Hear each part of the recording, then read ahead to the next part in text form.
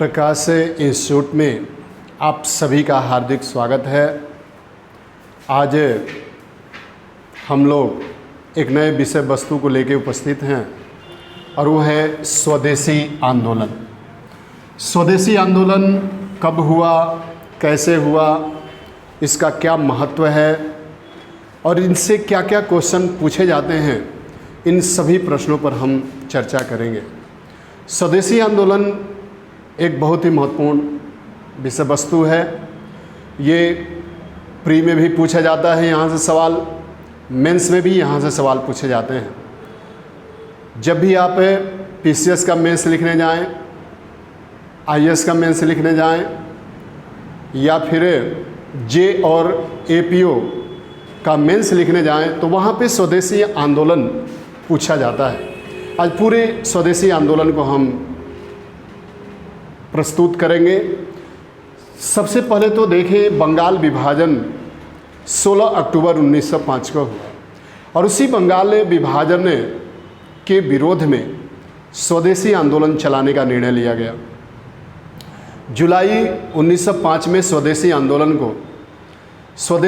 की घोषणा की गई।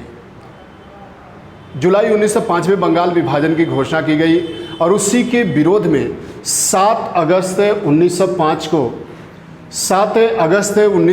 को कलकत्ता के टाउन हॉल में एक बैठक हुई और उस बैठक में बंगाल विभाजन की निंदा किया गया और उसके विरोध में स्वदेशी आंदोलन चलाने का निर्णय लिया गया।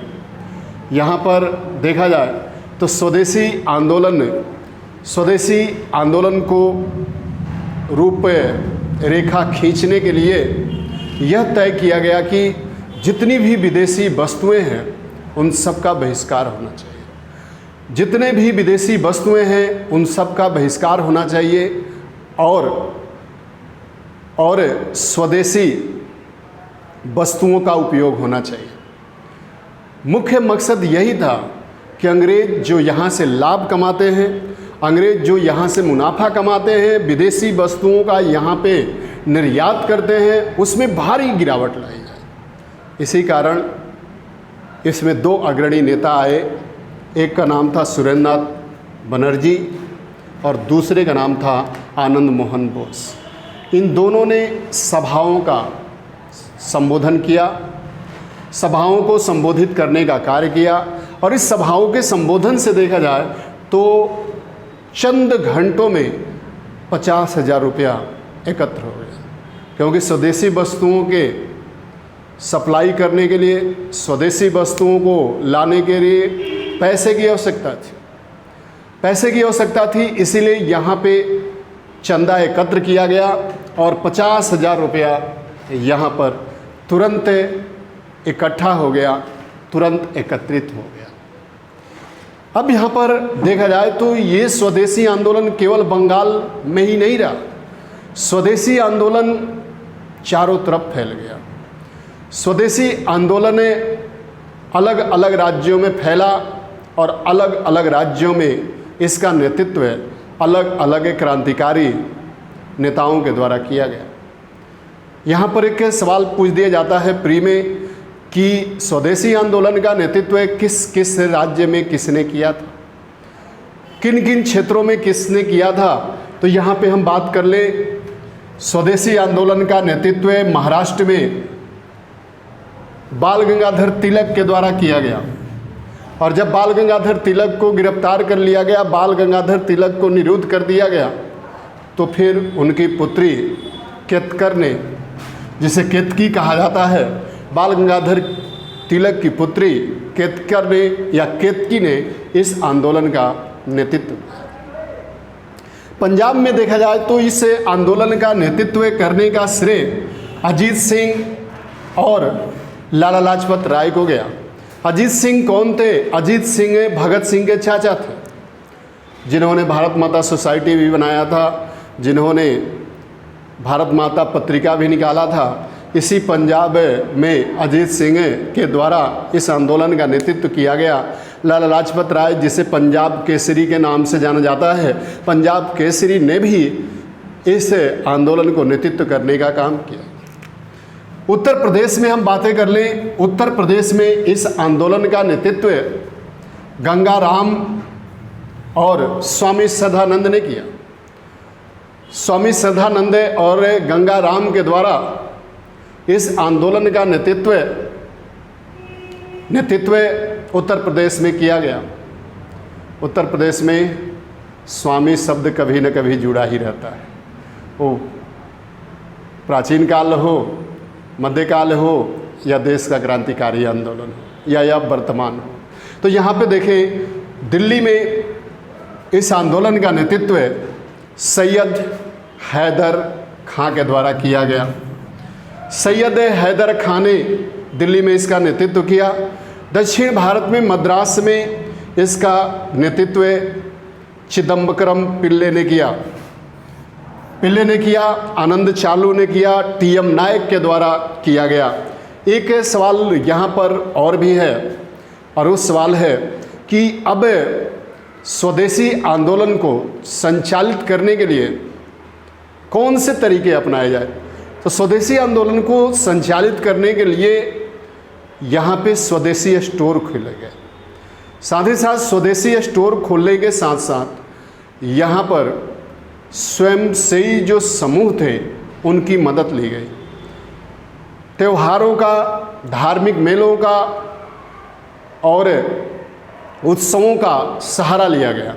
जन जागरण धार्मिक मेलों के माध्यम से, उत्सव के माध्यम से, त्योहारों के माध्यम से किया जाता था, ताकि लोगों तक ये संदेश पहुंच सके कि स्वदेशी आंदोलन है क्या।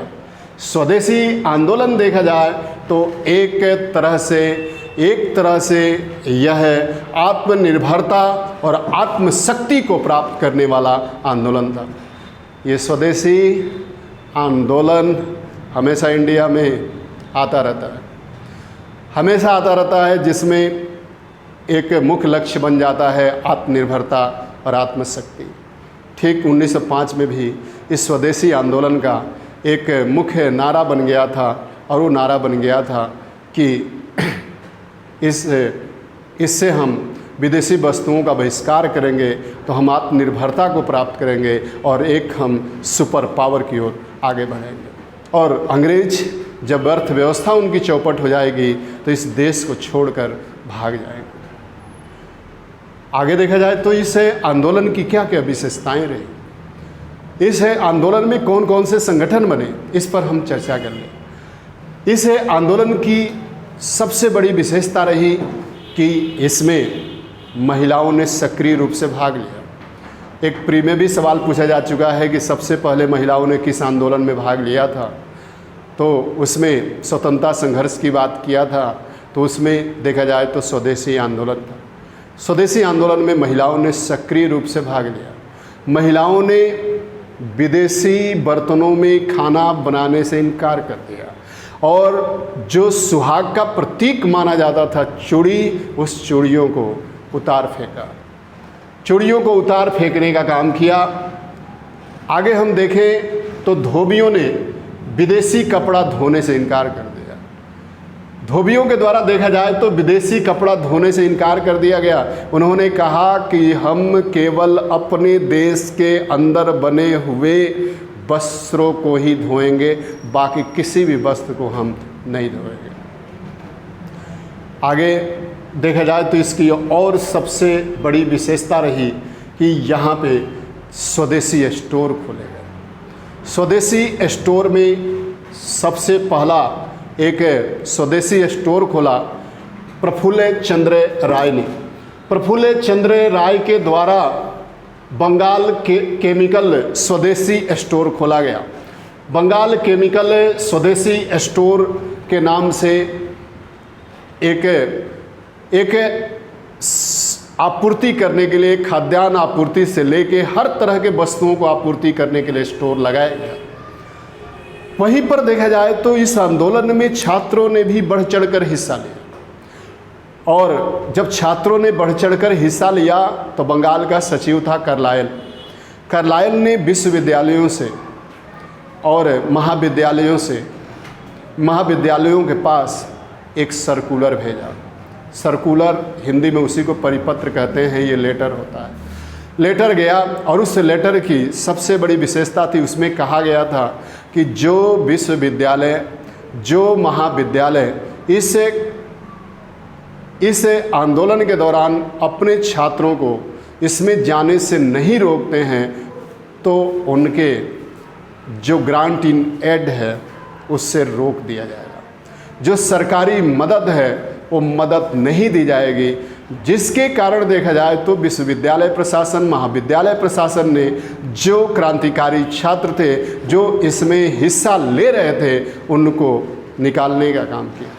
और इसी कारण एक छात्र नेता थे जिनका नाम था सचिंद्र प्रसाद बसु। सचिंद्र प्रसाद बसु ने एक सोसाइटी बनाई, जो प्री में आईएएस के भी प्री में पूछा जा चुका है, पीसीएस में भी पूछा जा चुका है। सचिंद्र प्रसाद बसु ने इसके विरोध में, चूंकि ये कार्लाइल का परिपत्र था, कार्लाइल का सर्कुलर था, इसी कारण इसके विरोध में एक एंटी सर्कुलर सोसाइटी बनाई। और उस एंटी सर्कुलर सोसाइटी में यही कह दिया गया सचिंद्र प्रसाद बसु के द्वारा कि कोई भी छात्र विश्वविद्यालय छोड़ के, महाविद्यालय छोड़ के नहीं जाएगा और आंदोलन भी करता रहेगा, स्वदेशी आंदोलन में भी भाग लेता रहेगा, उसने कह दिया।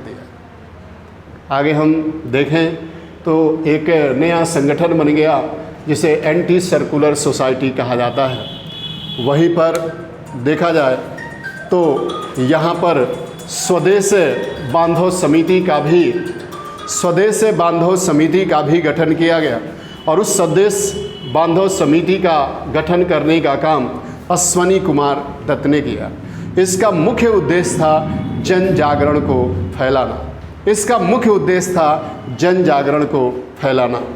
वहीं पर देखा जाए तो इस स्वदेशी आंदोलन के दौरान अन्य विशेषताएं रही, और वो विशेषताएं रही कि यहाँ पर डांस सोसाइटी का भी गठन किया गया। ये भी एक स्वयंसेवी संगठन था और डांस सोसाइटी का गठन सतीश चंद्र मुखर्जी के द्वारा किया गया।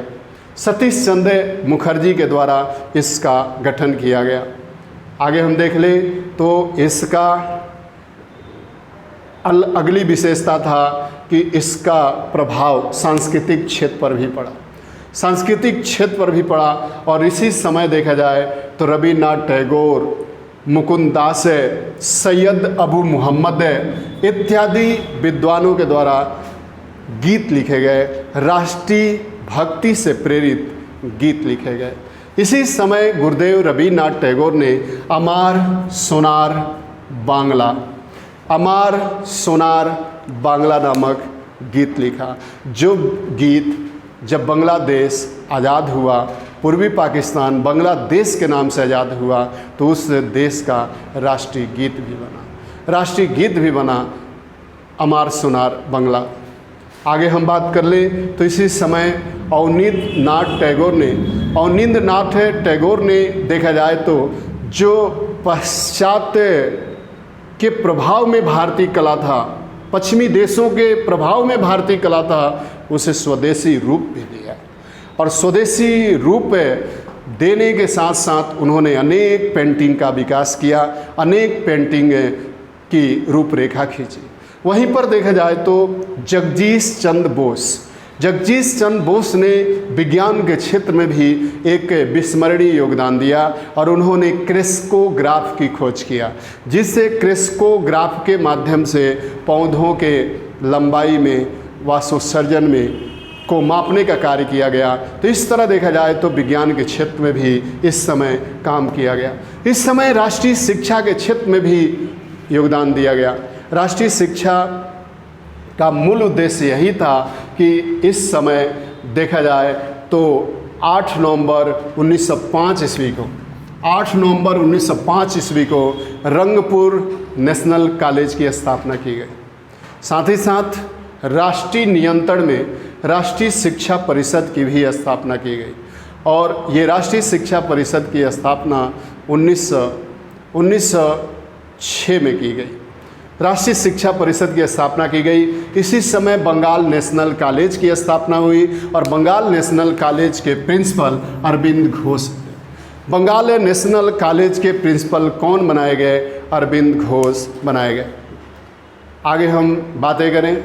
आगे हम बातें करें तो इस राष्ट्रीय आंदोलन, स्वदेशी आंदोलन ने अपना कई क्षेत्रों पे प्रभाव डाला और डालने के पश्चात इस आंदोलन में महिलाओं ने सक्रिय रूप से भाग लिया, लेकिन फिर भी इस आंदोलन को आसानी से कुचल दिया गया, आसानी से कुचल दिया गया। इस स्वदेशी आंदोलन में बहिष्कार, राष्ट्रीय शिक्षा और स्वराज गूंजता रहा, क्योंकि 1905 में, दिसंबर 1905 में बनारस में कांग्रेस का अधिवेशन हुआ और उस अधिवेशन में देखा जाए तो यहाँ पे स्वदेशी और स्वराज के प्रति समर्थन जताने का काम किसने किया?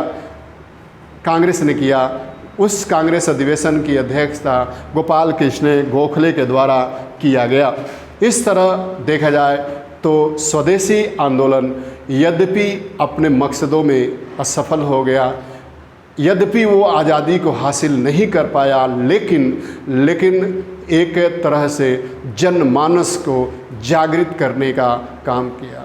और इसी कारण भारत में जो उथल पुथल मचा हुआ था, उस उथल पुथल के जांच करने के लिए एक अंग्रेज़ों को कमेटी बनानी पड़ी, जिसे अरुण डेल कमेटी कहा जाता है। कई बार पूछ दिया जाता है प्री में, अरुण डेल कमेटी का संबंध है किससे है? तो राजनीतिक सुधारों से है। और उसे अरुण डेल कमेटी ने कहा कि अगर बंगाल में शांति लाना है, बंगाल में अगर यहाँ पे अमन लाना है, तो फिर बंगाल विभाजन को रद्द करना होगा, बंगाल विभाजन को समाप्त करना होगा। तो यह वीडियो कैसा लगा, इसे सब्सक्राइब करें, सबको सब्सक्राइब कराएं ताकि मेरा मनोबल बढ़ता जाए और आप तक बेहतर वीडियो प्रस्तुत कर सकें। थैंक यू, धन्यवाद।